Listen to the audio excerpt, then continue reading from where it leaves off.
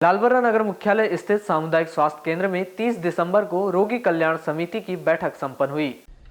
यह बैठक नवनिर्वाचित बालाघाट विधायक श्रीमती अनुभा मुंजारी की अध्यक्षता, पांडरवानी सरपंच अनीस खान, वरिष्ठ कांग्रेसी मनोहर अग्रवाल के विशेष आतिथ्य एवं बीएमओ डॉक्टर एन इंडोलिया की उपस्थिति में प्रारंभ हुआ। इस अवसर पर सर्वप्रथम स्वास्थ्य कर्मियों के द्वारा नवनिर्वाचित विधायक श्रीमती अनुभा मुंजारी का स्वागत किया गया। तत्पश्चात रोगी कल्याण समिति की बैठक प्रारंभ हुई।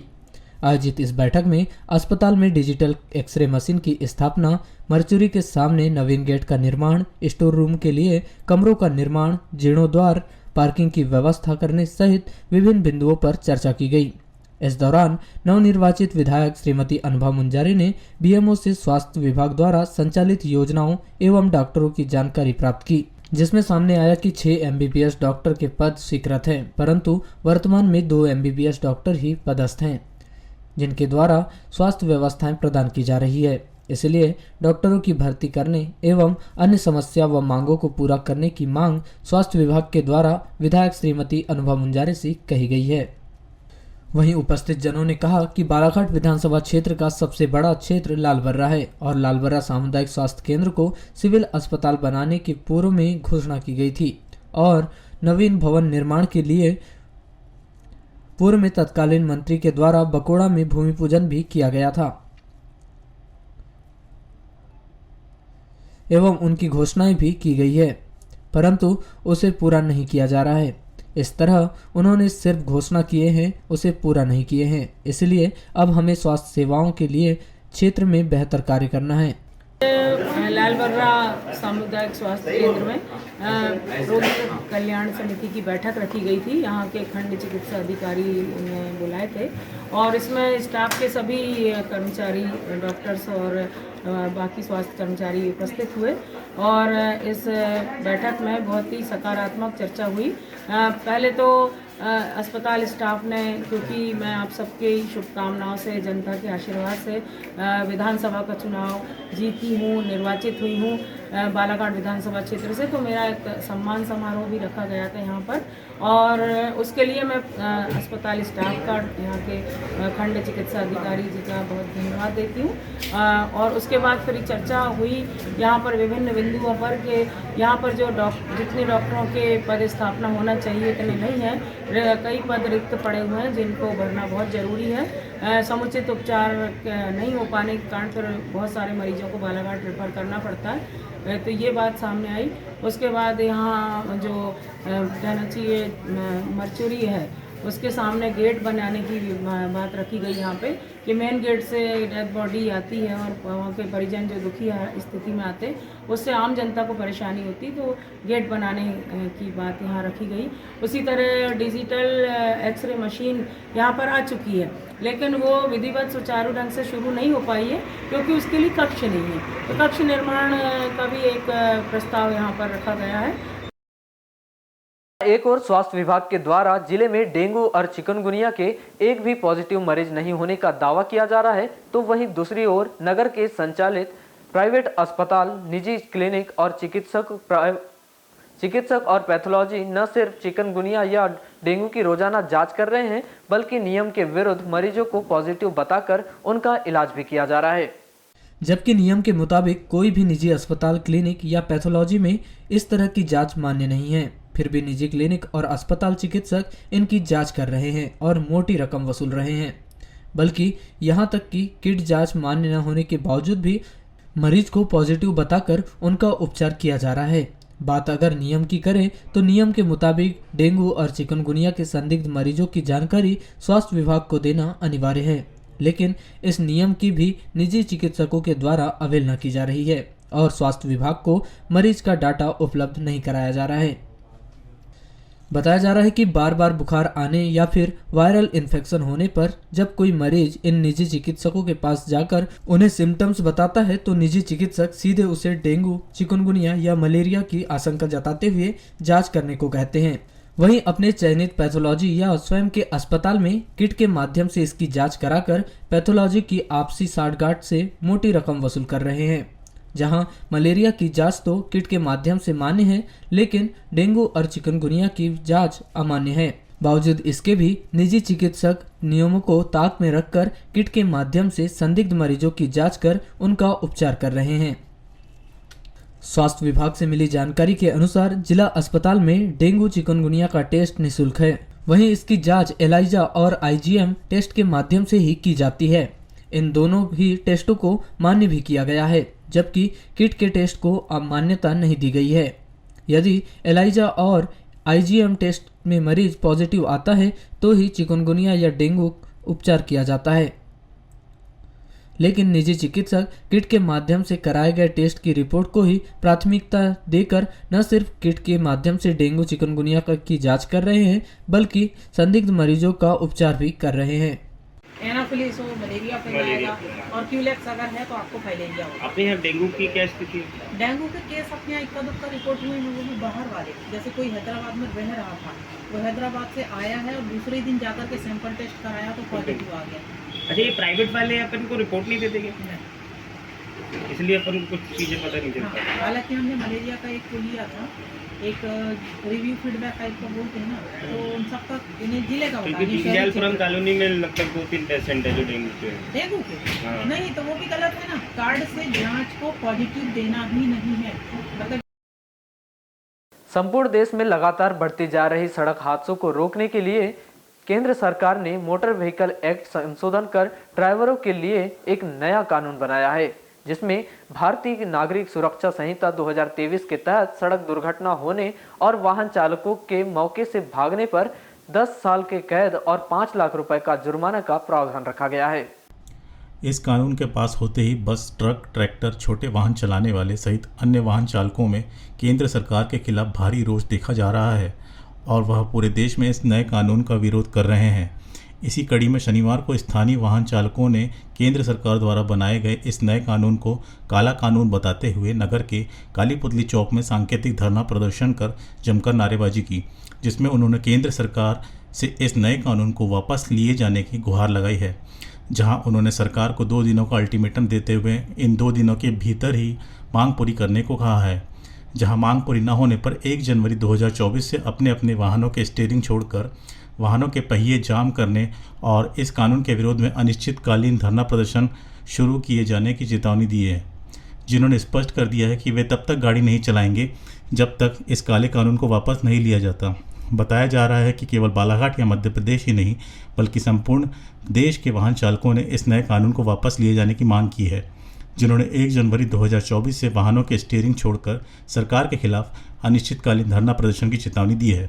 सांकेतिक प्रदर्शन कर रहे वाहन चालकों का आरोप है कि वे 5 से 10 हज़ार रुपये में नौकरी करते हैं, पहले से उनकी आर्थिक हालत ख़राब है, ऐसे में वे लाखों का जुर्माना कहां से भरेंगे। इसीलिए सरकार ने यह कानून वापस लेना चाहिए और पूर्व कानून को यथावत किया जाना चाहिए, ताकि हम भी ड्राइवरी के इस पेशे से अपने परिवार का लालन पालन कर सकें, क्योंकि इसके अलावा हमारे पास कोई दूसरा काम नहीं है, दूसरा कोई रोज़गार भी नहीं है। ऐसे में हमारी रोजी रोटी में दिक्कत आएगी और खाने के लाले पड़ जाएंगे। लेकिन सरकार ने एक तरफा फैसला करते हुए इसमें संशोधन कर दिया। 2023 में लोकसभा में जो है कानून बना हुआ है, कानून पास हो गया वहाँ पे। कोई भी अगर 4 पहिया वाहन व्यक्ति हो या बस चालक हो, टेम्पो चालक हो, ट्रक चालक हो, अगर किसी कारण से कोई एक्सीडेंट होता है और एक्सीडेंट में उसकी मृत्यु होती है तो 10 साल की सज़ा और 10 लाख रुपए का जुर्माना का रखा गया है। तो ये जो काला कानून बनाया गया है भारत सरकार के द्वारा, तो ड्राइवर साथी हैं, जो पेशेवर ड्राइवर साथी हैं, उनमें बड़ी एकदम बेचैनी से छाई हुई है कि जब गाड़ी रोड पे चलती है तो कहीं अचानक कई लोग गाड़ी के सामने आ जाते हैं और धोखे से कहीं एक्सीडेंट में उसकी मृत्यु हो जाती है। और वो धोखे से भी मृत्यु अगर हो जाती है तो 10 साल की सज़ा है और 10 लाख का जुर्माना है। इससे सब ड्राइवर साथियों में बहुत ज़्यादा जो है डर समाया हुआ है और कई साथियों ने गाड़ी चलाना बंद कर दिए हैं। आज बालाघाट ज़िले के जो है बस के ड्राइवर है, ट्रक के ड्राइवर है, ऑटो चालक भी, यहाँ सभी प्रकार के लोग आज यहाँ बैठक रखें और बैठक में सर्वसम्मति से फैसला लिया गया है कि 1 तारीख से कोई भी जो है चालक जो है मतलब गाड़ी नहीं चलाएगा। उस दिन से हड़ताल पर रहेंगे और अनिश्चितकालीन हड़ताल पर रहेंगे। काला कानून जब तक वापस नहीं होगा, जब तक कोई भी चालक जो है गाड़ी नहीं चलाएगा। और मैं बालाघाट जिले की आम जनता से भी निवेदन। वारासिंदी रोड ग्राम गर्रा साई धर्म काटा के पास कार मोटरसाइकिल को टक्कर मारकर फरार हो गई। इस दुर्घटना में मोटरसाइकिल सवार व्यक्ति घनश्याम पिता सुंदरलाल वरकड़े उम्र 28 घायल हो गया। प्राप्त जानकारी के अनुसार घनश्याम वरकड़े मजदूरी करता है। गुरुवार की रात्रि 10 बजे घनश्याम वरकड़े ग्राम गर्रा से मोटरसाइकिल में अपने घर डोंगरिया जाने निकला था। तभी वारासोनी में रोड ग्राम गर्रा धर्म कांटा के पास पीछे से तेज रफ्तार से आ रही एक कार मोटरसाइकिल को ठोस मारकर फरार हो गई। कार ठोकर से मोटरसाइकिल सवार घनश्याम वरकड़े घायल हो गया। बताया गया है कि समीप रहने वालों ने घायल घनश्याम वरकड़े के मोबाइल से उसके परिवार वालों को घटना की जानकारी दी। परिवार के लोग पहुंचने पर घायल घनश्याम वरकड़े को जिला अस्पताल बालाघाट लाकर भर्ती किया गया है। बैयर मार्ग के अंतर्गत आने वाली ग्राम पंचायत अमवाही के ग्राम मानपुर के ग्रामीण शनिवार को कलेक्टर कार्यालय पहुंचे, जिन्होंने कृषि भूमि पर बनाए जा रहे जलाशय का विरोध करते हुए उनकी कृषि भूमि पर उक्त जलाशय का निर्माण कार्य न किए जाने की मांग की है। जिन्होंने उनकी कृषि भूमि पर बनाए जा रहे जलाशय का विरोध करते हुए उनकी कृषि भूमि पर उक्त जलाशय का निर्माण न किए जाने की मांग की है। ग्रामीणों का आरोप है कि इसके पूर्व भी उक्त मांग को लेकर वे कई बार आवेदन निवेदन किए हैं, लेकिन ग्रामीणों की कोई सुनवाई नहीं हो रही है। वहीं जलाशय का निर्माण करने वाले ठेकेदार द्वारा जलाशय निर्माण के नाम पर उन्हें लगातार धमकी दी जा रही है, जिसका सभी कृषक विरोध कर रहे हैं। ग्रामीणों के अनुसार ग्राम मानपुर के करीब 10 से 12 किसानों की खेती का अधिग्रहण कर उस पर जलाशय का निर्माण कराया जा रहा है, जबकि किसानों को अब तक उसका मुआवजा नहीं मिला है। वहीं किसानों के खेत में सिंचाई की भरपूर व्यवस्था है, बावजूद उसके भी उनकी कृषि अधिग्रहण कर दूसरे गांव को पानी देने के लिए उनके गांव में जलाशय का निर्माण कर रहे हैं। उन्होंने स्पष्ट कर दिया कि चाहे जो कुछ भी हो जाए, वे जलाशय का निर्माण उनकी कृषि भूमि पर नहीं करने देंगे। हमारे खेत में तालाब बनने वाला है, जो ये इरिगेशन विभाग वाला, उसे हम रुकवाना चाहते हैं और ठेकेदार आ करके और हमको धमकी दे रहा है कि अब तो बनेगा, तुम्हारी वजह से हमारा इतना लंबा चल रहा है, ऐसा चल रहा है, वैसा चल रहा है करके आ करके धमका रहा है और आज की स्थिति में काम चालू कर दिया है उसने। ऐसे कितने किसान हैं जिनके खेत में बन रहा है वो मिला के? सर ऐसे किसान 10 से 25-30 किसान हैं सर। तो आपके यहाँ पे क्या पानी की समस्या है? पानी की समस्या नहीं है सर, हमारे यहाँ पे ये तालाब का पानी हम लोगों को तो क्या, हमारे ग्राम मानपुर में भी किसी को फ़ायदेमंद नहीं है। ये तालाब का पानी है, ये तालाब का पानी फ़ायदेमंद फंडकी में, तो फंडकी में ऑलरेडी इरिगेशन तालाब बन चुका है। इरिगेशन तालाब रहने के बाद में भी मानपुर वाले को वो तालाब का पानी नहीं मिल रहा है सर। लालबर्रा नगर मुख्यालय से लगभग 4 किलोमीटर दूर ग्राम पंचायत बमनी से घोटी पहुंच मार्ग का हाल खस्ताहाल हो चुका है, जहां जगह जगह गड्ढे हो जाने के कारण राहगीरों को आवागमन करने में काफी परेशानियों का सामना करना पड़ रहा है।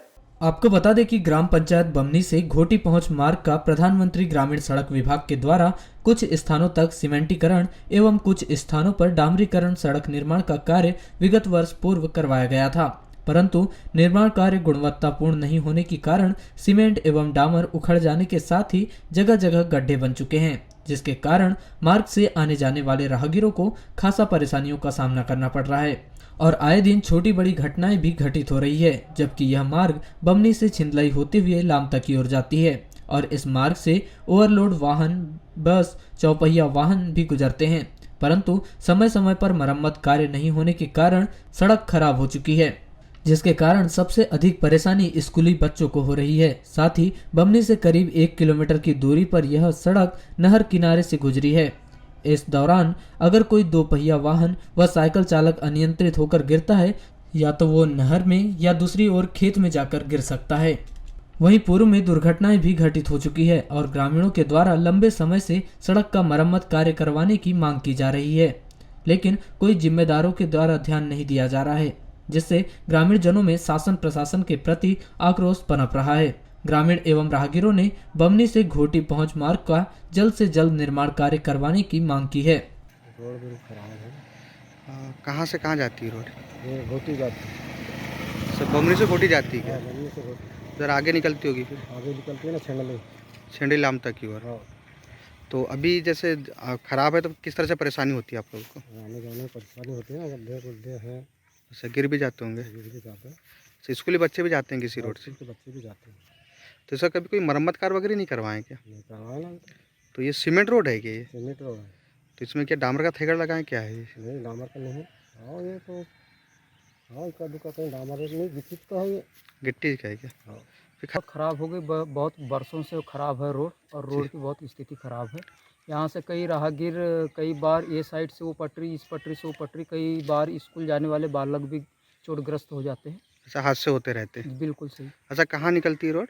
ये रोड सर लालबरे से लेके सीधा छिंडले सर, सब बमनी से छिंडरी की। बिल्कुल लामता होती हुई नैनपुर टच करती है। अच्छा, इससे बड़े वाहन भी चलते हैं क्या? हाँ 4 व्हीलर भी चलते हैं, 6 व्हीलर भी, ट्रक वगैरह पूरा लोडिंग वाला वाहन चलता है यहाँ से। अच्छा, ख़राब होने से परेशानी हो रही है। बिल्कुल सर, क्या होना चाहिए? इसका नवीनीकरण होना चाहिए, बनना चाहिए सर रोड। अच्छा, सीमेंट रोड है क्या डामरीकरण रोड है? ये डामरीकरण है जी। बाकी गुणवत्ता वाली नहीं बनी सर उस क्वालिटी में जो होना चाहिए था। अच्छा, अनियमितता बरती गई इसमें। बिल्कुल सर, ठीक, तो रोड बनेगी तो दिक्कत नहीं होगी? बिल्कुल नहीं होगी सर। अच्छा, हादसे भी होते हैं क्या? बिल्कुल सर, कई बार कई चोटग्रस्त हो जाते हैं, कई बार मोटरसाइकिल गिर जाती है, साइकिल वाले गिर जाते हैं, ये छात्र छात्राएं जाते हैं, ये कई बार गिर जाते हैं सर। बारिश में तो और अति हालत ख़राब है सर, ये गड्ढों में पानी भर जाता है, समझ नहीं आता रोड किधर है गड्ढा किधर है। अच्छा, रुपजर थाने के उकवा पुलिस चौकी क्षेत्र के अंतर्गत आने वाली बिटली रोड सोनपुरी और नारंगी के बीच ऑटो ने मोटरसाइकिल को टक्कर मार दी। इस दुर्घटना में वन रक्षक अशोक पिता सोंगंग दास पनरिया उम्र 53 वर्ष वार्ड नंबर 4 उकवा निवासी घायल हो गया, जिसे जिला अस्पताल में भर्ती किया गया है। प्राप्त जानकारी के अनुसार अशोक पनरिया उकवा दक्षिण परिक्षेत्र में वन रक्षक के पद पर पदस्थ है। 29 दिसंबर की शाम 5 बजे अशोक पनरिया अपने फील्ड दुगलई से मोटरसाइकिल में उकवा की तरफ आ रहे थे, तभी नारंगी और सोनपुरी के बीच उकवा की ओर से तेज रफ्तार से जा रही ऑटो ने मोटरसाइकिल को ठोस मार दी। ऑटो की ठोकर से मोटरसाइकिल सवार वन रक्षक अशोक पनरिया घायल हो गए, जिसे 100 डायल से उकवा से शासकीय अस्पताल लाकर भर्ती किया गया, जहां से प्राथमिक उपचार के बाद उसे जिला अस्पताल बालाघाट रेफर किया गया है। वाराणसी नगर में लंबे समय से मंदिरों में अज्ञात चोरों के द्वारा ताले तोड़कर चोरी की वारदात का क्रम चल रहा था, जिसमें गत दिनों पूर्व नगर के प्रतिष्ठित श्री दुर्गा माता मंदिर में चोरी की वारदात घटित की गई थी, जिसमें आरोपी को गिरफ्तार किया गया है। इसके द्वारा मंदिरों में चोरी की वारदात की जा रही थी, जिसके पास से पुलिस के द्वारा दुर्गा मंदिर से चोरी की गई हुई चांदी की 2 प्रतिमा एवं चांदी के 2 छत्र बरामद किए गए हैं। वहीं उसके द्वारा अन्य मंदिरों में भी चोरी की वारदात स्वीकार की गई है, जिसे पुलिस के द्वारा वाराणसी न्यायालय के समक्ष पेश किया गया, जहां से न्यायालय ने उसे जेल भेज दिया है। प्राप्त जानकारी के अनुसार नगर का प्रतिष्ठित मां दुर्गा माता मंदिर सब्जी बाजार में स्थित है, जिसकी स्थापना ज्योतिष पीठाधीश्वर जगत गुरु शंकराचार्य ब्रह्मलीन स्वामी स्वरूपानंद सरस्वती के द्वारा करवाई गई थी, जो प्रतिदिन की तरह 24 दिसंबर को सुबह 7 से 12 बजे और शाम 5 से 9:30 बजे तक खुला रहा, जिसके बाद रात्रि में मंदिर के पंडित मंदिर को बंद कर चले गए थे। इसके बाद 25 दिसंबर की सुबह करीब 7 बजे प्रतिदिन के अनुसार पंडित नरेंद्र शर्मा मां दुर्गा माता मंदिर को खोलने के लिए आए, जिन्होंने गेट को खोलकर देखा तो मंदिर का चैनल गेट खुला हुआ था, जिसके पास आकर देखा तो गर्भगृह भी खुला हुआ था और ताले टूटे हुए थे, जिसकी जानकारी उनके द्वारा मंदिर प्रबंधन एवं पंडित जुगल किशोर शर्मा को दी गई, जिन्होंने मामले की जानकारी डायल 100 के माध्यम से पुलिस को दी। उसके बाद एडिशनल एसपी बालाघाट विजय डाबर, एसडीओपी वाराणसी अभिषेक चौधरी, थाना प्रभारी शंकर सिंह चौहान पुलिस बल के साथ मौके पर पहुंचे, जहां बारीकी से करीब 1.5 घंटे तक उन्होंने जांच की, जहां पर पंडितों के द्वारा बताया गया कि मां दुर्गा माता मंदिर के चांदी के 2 बड़े छत्र, 2 छोटे छत्र, भगवान की प्रतिमाएं गायब है।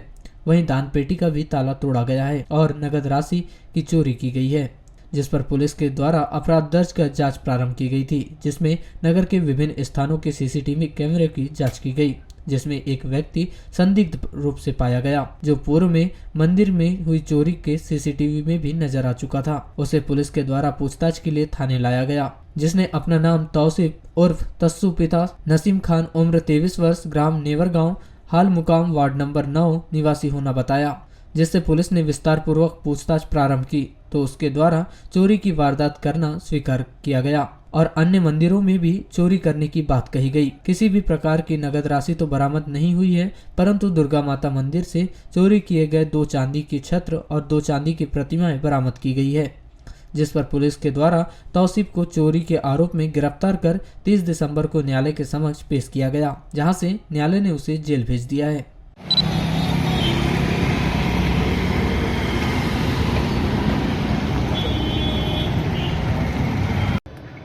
ये पिछले दिनों शहर में अलग अलग मंदिरों में चोरियां हो रही थी। इसी तारतम्य में दिनांक 25 तारीख की 24-25 दरमियानी रात में शहर में स्थित दुर्गा मंदिर में भी ताला तोड़कर मंदिर की दान पेटी और कुछ माताजी का जेवर वगैरह चोरी हुआ था।